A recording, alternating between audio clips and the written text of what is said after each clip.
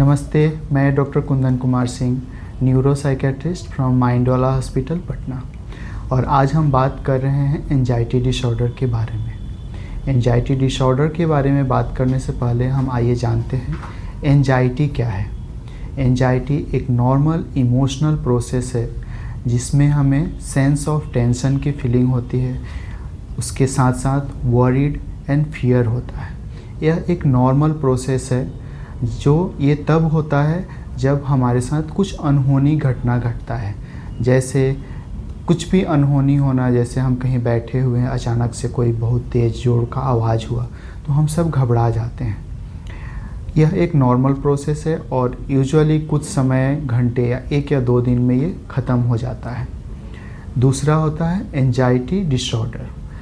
Anxiety disorder एक बहुत ही सामान्य मानसिक रोग है जो किसी भी व्यक्ति को हो सकता है, चाहे वह किसी भी एज का हो, किसी भी सेक्स का हो, किसी भी रिलीजन का हो। तो हम जानते हैं कि आइए जानते हैं किसमें यह कॉमन होता है।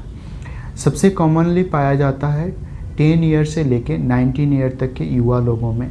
इनमें पूरे एंजाइटी डिसऑर्डर का लगभग 30% जो होता है वो इन्हीं लोगों में होता है। इसके बाद जो कॉमनली पाया जाता है वो 20 to 39 year of the age, उसमें अराउंड 20% ऑफ द पीपल को होता है, रेस्ट बाकी एज में जाता है। अगर हम बात करें किस में ज़्यादा कॉमन है तो फीमेल में ज़्यादा कॉमन है compare to male. Educated people में ज़्यादा है अनएजुकेटेड के कंपेरिजन में। मैरिड में ज़्यादा होता है, अनमैरिड में। रूरल एरिया में जो रहते हैं उनमें कम होता है और अर्बन एरिया में रहने वाले लोगों में ज़्यादा होते हैं।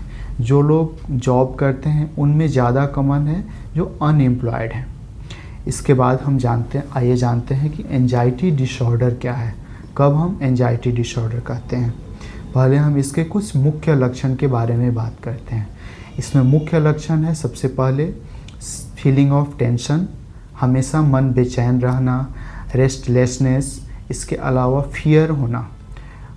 बस सोच के ही हमें डर लगेगा और ऐसा लगेगा कि आगे क्या होगा, ये सोच के हमें डर लगेगा। जैसे मुझे कल शादी में जाना है तो अब मैं उसको सोच के घबरा जाऊंगा कि वहाँ जाऊंगा, लोग क्या कहेंगे, कि मैं क्या बातें करूंगा, और इसको लेके मुझे घबराहट, बेचैनी होना।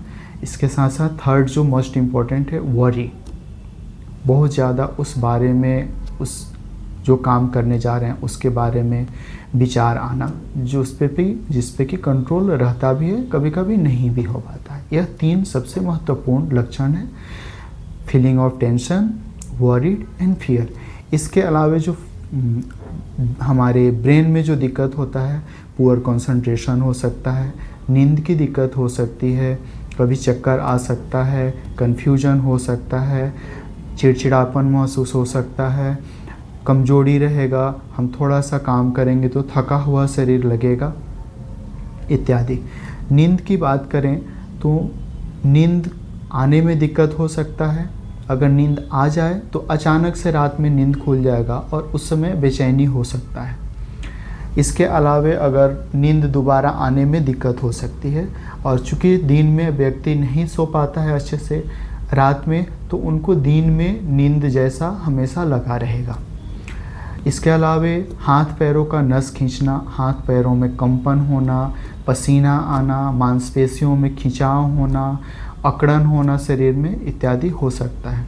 सांस की बात करें तो सांसें तेज़ चल सकता है, सांस लेने में दिक्कत महसूस होना, ऐसा लगेगा जैसे कोई गला दबा रहा है, सांस अंदर नहीं जा पा रहा है, छाती बिल्कुल टाइट हो गया है इत्यादि।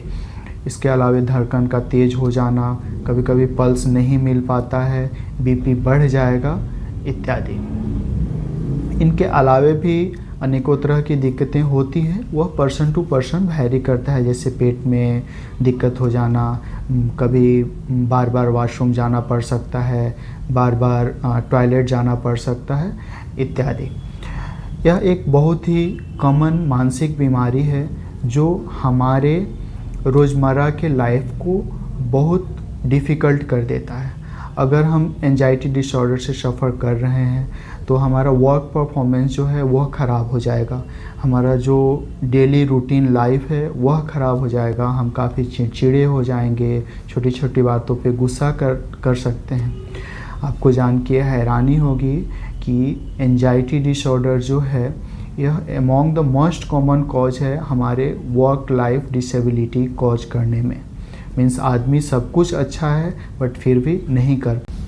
अब हम जानते हैं कि एंजाइटी कितने